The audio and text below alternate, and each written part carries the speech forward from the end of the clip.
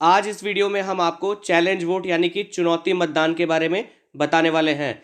Challenge vote के बारे में आपको सामान्य जानकारी होगी, लेकिन यह वीडियो विशेष इसलिए है क्योंकि इस वीडियो में हम आपको चैलेंज वोट के केस में कब और कौन सा प्रपत्र भरना है के बारे में बताएंगे। तो चलिए टॉपिक शुरू करते हैं।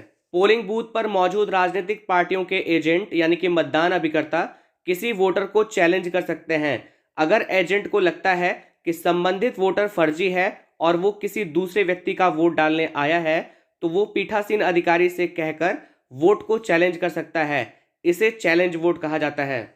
ऐसी स्थिति में पीठासीन अधिकारी उस मतदान अभिकर्ता से जिसने मतदाता की पहचान पर दावा किया है से 2 रुपया नगद जमा करवाते हैं। मतदान अभिकर्ता द्वारा राशि का भुगतान करने के बाद पीठासीन अधिकारी द्वारा निर्धारित प्रारूप को भरकर चुनौतीकर्ता यानी कि उस मतदान अभिकर्ता को 2 रुपये नगद जमा करने की रसीद देते हैं। रकम जमा किए जाने के पश्चात अनुलग्नक 8 में विहित प्रारूप में चुनौतीकर्ता को इसकी रसीद देंगे। देखिए, अनुलग्नक 8 एक रसीद पुस्तिका होती है जो आपको स्क्रीन पर दिख रही होगी। तो जब चुनौतीकर्ता 2 रुपये की नकदी जमा करता है तो यह रसीद पुस्तिका भरकर चुनौतीकर्ता को देना होता है। लेकिन इसे कैसे भरना है और कौन सा पार्ट चुनौतीकर्ता को देना है वो हम आपको लास्ट में बताएंगे, क्योंकि अगर अभी मैं आपको इस रसीद पुस्तिका को भरना बताऊंगा तो आपको अच्छे ढंग से समझ में नहीं आएगा। तो जब हम पूरा टॉपिक डिस्कस कर लेंगे तब आपको बताएंगे कि इस रसीद पुस्तिका को आपको कैसे भरना है। तो अभी तक हमने ये समझा कि अगर कोई वोटर वोट देने आता है और एजेंट को लगता है कि यह व्यक्ति फर्जी है यानी कि वोटर की सत्यनिष्ठा संदिग्ध लगती है, तो एजेंट उस मतदाता के वोट को चैलेंज कर सकता है, जिसे चैलेंज वोट कहा जाता है। और इसके लिए एजेंट को पीठासीन अधिकारी को 2 रुपया नकदी जमा करके एक रसीद लेनी होती है। ये जो रसीद होती है वो अनुलग्नक 8 में भरी जाती है और जिसका प्रारूप हमने आपको अभी दिखाया। चलिए अब आगे की बात करते हैं। पीठासीन अधिकारी चुनौती दिए गए व्यक्ति यानी कि मतदाता को गलत पाए जाने की दृष्टि में दिए जाने वाले दंड के बारे में सावधान करेंगे, यानी कि बताएंगे कि अगर तुम गलत पाए जाते हो तो तुम्हें जेल भी हो सकती है या जुर्माना भी देना पड़ सकता है। इसके बाद निर्वाचक नामावली यानी कि वोटर लिस्ट में सुसंगत प्रविष्टि को पढ़ेंगे और उससे पूछेंगे क्या वह वही व्यक्ति है जिसे उस प्रविष्टि में निर्दिष्ट किया गया है। तब चुनौती दिए गए मतों की सूची यानी कि प्रारूप 14 में उसका नाम और पता लिखेंगे और उस पर उसके हस्ताक्षर या अंगूठे के निशान लगाने के लिए कहेंगे। यदि वह ऐसा करने से मना कर दे तो उसे मत देने की अनुमति नहीं देंगे। देखिए, थोड़ी देर पहले हमने आपको अनुलग्नक 8 को भरने के बारे में बताया, लेकिन अब एक फॉर्म 14 की बात की जा रही है, यानी कि फॉर्म 14 की बात की जा रही है।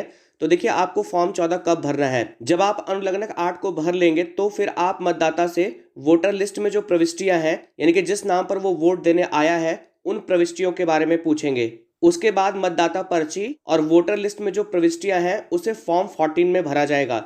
आपको मोबाइल की स्क्रीन पर फॉर्म 14 दिख रहा होगा।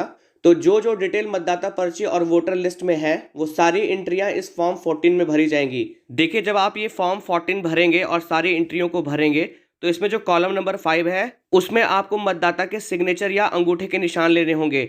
और अगर वो यहाँ पर सिग्नेचर या अंगूठे के निशान लगाने से मना करता है तो आप ऐसे मतदाता को वोट देने से मना करेंगे। ये फॉर्म 14 कैसे भरा जाएगा वो भी हम आपको लास्ट में बताएंगे। लेकिन मतदाता फॉर्म नंबर 14 के 5 नंबर कॉलम में अगर सिग्नेचर कर लेता है तो अब यहाँ पर 2 कंडीशन होगी और अब आप यहाँ से ढंग से समझिएगा।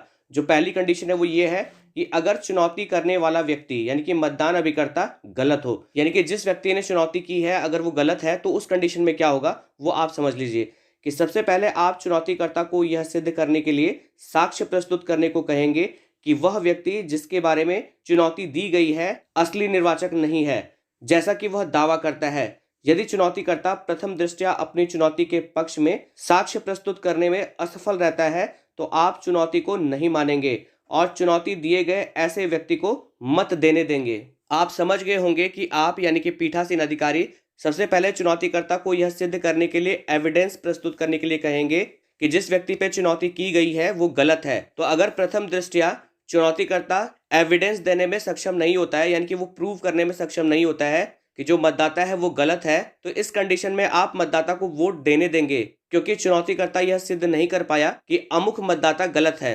इसी कंडीशन में यानी कि पहली कंडीशन में एक बात का और ध्यान दीजिएगा कि अगर चुनौतीकर्ता प्रथम दृष्टया सही पाया जाता है, मतलब वह सिद्ध करने में सफल हो जाता है कि जो मतदाता वोट देने आया है वो फर्जी है, तो आप मतदाता को भी अपना पक्ष सिद्ध करने का मौका देंगे। अगर वह साक्ष्य के आधार पर सिद्ध कर देता है कि वह अमुक मतदाता है, तो आप उसे मतदान की अनुमति दे देंगे। अब देखिए, आपने मतदाता को अनुमति दे दी मतदान की, लेकिन इसके बाद क्या करना है, यानी कि जो नकदी जमा हुई थी उसका क्या करना है वो अब आप समझ लीजिए। इस स्थिति में आप चुनौती की फीस सरकार के पक्ष में जब्त कर लीजिएगा और उसे चुनौतीकर्ता को नहीं लौटाना है, तथा प्रारूप 14 यानी कि फॉर्म 14 में कॉलम नंबर 10 में और रसीद बुक में सुसंगत रसीद के प्रतिपर्ण पर जमाकर्ता के हस्ताक्षर या अंगूठा निशान लेने के बजाय जब्त लिख दीजिए। यानी कि जो 2 रुपये चुनौतीकर्ता ने जमा किया है उसे जब्त कर लिया जाएगा और फॉर्म 14 के कॉलम नंबर 10 में और जो रसीद बुक का प्रतिपर्ण है उसमें जमाकर्ता के हस्ताक्षर या अंगूठे के निशान के जगह पर आपको जब्त लिख देना है। अब देखिए, ये बात है फॉर्म 14 की और अनुलग्नक 8 की। तो मैं आपको ऑलरेडी बोल चुका हूं कि सबसे लास्ट में मैं आपको बताऊंगा कि इसको आपको कैसे भरना है। तो उस कंडीशन में जब पैसा जब्त किया जाएगा तो आपको फॉर्म 14 में और अनुलग्नक 8 में क्या भरना है वो मैं आपको लास्ट में बताऊंगा, आप अच्छे ढंग से समझ जाएंगे। तो देखिए, ये हमारी पहली कंडीशन खत्म हो गई। अब हमारी दूसरी कंडीशन शुरू होती है। देखिए, पहली कंडीशन क्या थी कि अगर चुनौती करने वाला व्यक्ति यानी कि मतदान अभिकर्ता गलत हो। अब इसका जो दूसरा कंडीशन होगा वो ये होगा कि यदि चुनौतीकर्ता सही हो, यानी कि मतदान अभिकर्ता का दावा सही हो कि जो वोटर वोट देने आया है वो फर्जी है, तो उस कंडीशन में क्या करना है। तो देखिए, आप ध्यान से सुनिएगा कि यदि मतदाता अपने दावे के सापेक्ष साक्ष्य प्रस्तुत नहीं कर पाता है, यानी कि जो वोटर वोट देने आया है वो अपने पक्ष में कोई साक्ष्य प्रस्तुत नहीं कर पाता है, तो आप उस व्यक्ति को ड्यूटी पर उपस्थित पुलिसकर्मी को सौंप देंगे। तो जो पुलिसकर्मी उस समय ड्यूटी पर होगा आप उसे सौंप देंगे, तथा इसके साथ ही आपके मतदान केंद्र की आधिकारिता रखने वाले पुलिस थाने के थानाध्यक्ष को अनुलग्नक 6 में एक शिकायत लिखकर दे देंगे। तो देखिए, अगर मतदान अभिकर्ता गलत पाया जाता है तो उस समय ड्यूटी पर जो पुलिसकर्मी है आप उसे सौंप देंगे और वो जो पोलिंग बूथ है वो जिस भी थाने में आता है उस थानाध्यक्ष के नाम पर आपको एक पत्र लिखना है और वह जो पत्र लिखा जाएगा वो अनुलग्नक 6 में लिखा जाएगा। आपको मोबाइल के स्क्रीन पर अनुलग्नक 6 दिख रहा होगा। इसे भी कैसे भरा जाएगा वो भी हम आपको वीडियो के लास्ट में बताएंगे। तथा चुनौतीकर्ता को जमा किए गए 2 रुपए लौटा दिए जाएंगे। इसकी सूचना प्रारूप 14 के स्तंभ 10 यानी कि कॉलम 10 में चुनौतीकर्ता के हस्ताक्षर लेने व रसीद पर हस्ताक्षर लेने के बाद वापस ले ली जाएगी। तो देखिए, इस कंडीशन में जब मतदाता गलत पाया जाता है तो ऑब्वियस है कि जो चुनौतीकर्ता होगा वो सही होगा, उसको 2 रुपया लौटा दिया जाएगा और जो फॉर्म 14 है उसके कॉलम नंबर 10 में और जो रसीद का प्रतिपर्ण है उसमें चुनौतीकर्ता के हस्ताक्षर करवा लिए जाएंगे। अब आइए तीनों प्रपत्र यानी कि अनुलग्नक 8, प्रपत्र 14 और अनुलग्नक 6 को कैसे भरा जाए इसे समझ लेते हैं। आपको स्क्रीन पर अनुलग्नक 6 दिख रहा है। जब चुनौतीकर्ता यानी कि एजेंट 2 रुपया नगद जमा करेगा तब पीठासीन अधिकारी यह प्रपत्र भरेगा। इस प्रपत्र में 3 सेक्शन है। पहले सेक्शन में आप देख सकते हैं सबसे ऊपर लिखा है कि आपत्ति शुल्क चैलेंज फीस के लिए रसीद। इसमें सबसे पहले बुक नंबर 1 और आपको पृष्ठ संख्या 1 लिखना है। इसके बाद आपको श्री के बाद उस चुनौतीकर्ता यानी कि एजेंट का नाम लिखना है। सबसे नीचे आपको तारीख डालनी है जिस भी तारीख पर यह मतदान हो रहा है। उसके बाद मतदान केंद्र के लिए पीठासीन अधिकारी, जहां पर पीठासीन अधिकारी लिखा है उसके ऊपर पीठासीन अधिकारी अपने सिग्नेचर करेंगे। संसदीय / विधानसभा, तो ये विधानसभा चुनाव है, आप संसदीय को काट दीजिएगा। निर्वाचन क्षेत्र की संख्या, तो विधानसभा निर्वाचन क्षेत्र की जो संख्या है आप ये डाल दीजिएगा। मैं आपको मतदाता सूची का एक एग्जांपल दिखा रहा हूं, आपको स्क्रीन पर दिख रहा होगा और यहां पर आपको दिख रहा होगा कि विधानसभा के निर्वाचन क्षेत्र की संख्या किस तरह से लिखी होती है। तो आपका जो भी पोलिंग बूथ है वहां पर विधानसभा निर्वाचन क्षेत्र की जो संख्या है वो आप यहां पर लिख दीजिएगा।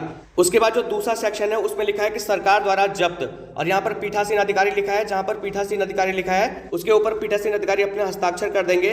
उसके बाद दिनांक वाले सेक्शन में दिनांक डाल दी जाएगी और उसके बाद नीचे देखिए अभ्यर्थी, निर्वाचन अभिकर्ता, मतदान अभिकर्ता का नाम और हस्ताक्षर। तो यहाँ पर जो भी एजेंट होगा, जो चुनौतीकर्ता होगा, वो अपना हस्ताक्षर करेगा या अपने अंगूठे का निशान लगाएगा। अब यहाँ पर आप एक बात का ध्यान दीजिएगा कि अगर चुनौतीकर्ता गलत पाया जाता है, यानी कि उसने जो दावा किया है कि मतदाता गलत है, तो अगर चुनौतीकर्ता गलत होता है, जो मतदाता होता है वो सही होता है, तो उस केस में आपको यहाँ पर जब्त लिखना होगा। यानी कि इस जगह पे जहां पर एजेंट अपने सिग्नेचर करेगा उसके नीचे आप जब्त लिख दीजिएगा। लेकिन अगर चुनौतीकर्ता यानी कि एजेंट का दावा सही है कि जो मतदाता है वो फर्जी है, तो उस केस में आपको जब्त नहीं लिखना है, केवल उसके सिग्नेचर करवा दीजिएगा। इसके बाद जो लास्ट सेक्शन है, यही रसीद चुनौतीकर्ता को दी जाती है जब वो 2 रुपये नगद जमा करता है। तो इसमें भी आप बुक नंबर 1 पृष्ठ संख्या 1 डाल दीजिएगा। यहाँ पर संसदीय को काट दीजिएगा और विधानसभा निर्वाचन क्षेत्र के आगे आप उस विधानसभा का नंबर और नाम लिख दीजिएगा। उसके बाद मतदान केंद्र की संख्या, जो भी मतदान केंद्र की संख्या है, जैसे 10 प्राथमिक पाठशाला, जो भी नाम होगा आप यहाँ पर डाल दीजिएगा। उसके बाद सी के बाद आपको चुनौतीकर्ता यानी कि एजेंट का नाम लिखना है। सबसे नीचे आपको मतदान केंद्र का नाम लिखना है और उसकी संख्या लिखनी है और उसके बाद यहाँ पर तारीख नोट करनी है। उसके बाद पीठासीन अधिकारी अपने सिग्नेचर करेंगे और ये वाला पार्ट फाड़कर आप एजेंट को दे दीजिएगा। 2 रुपया जमा करने के बाद प्रपत्र 14 भरा जाएगा, जिसे चुनौती मतों की सूची कहा जाता है।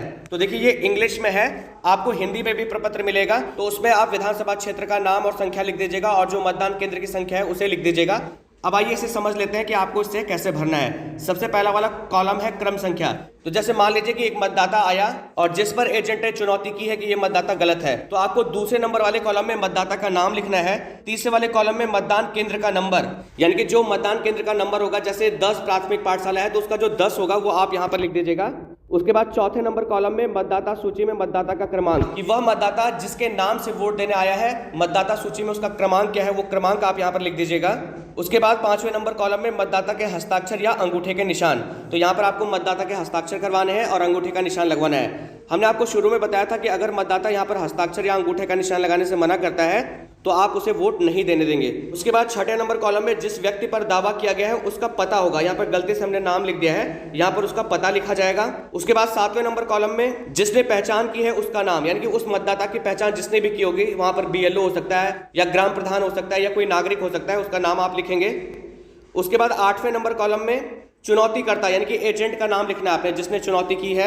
उसके बाद 9वें नंबर कॉलम में आपको क्या भरना है, इसे ध्यान से समझ लीजिए कि अगर मतदाता सही पाया जाता है तो उस केस में पीठासीन अधिकारी यहाँ पर लिखेंगे कि मतदाता को मतदान की अनुमति दी गई, और अगर मतदाता गलत पाया जाता है तो यहाँ पर लिखा जाएगा कि मतदाता को मतदान की अनुमति नहीं दी गई और पुलिस के सुपुर्द किया गया।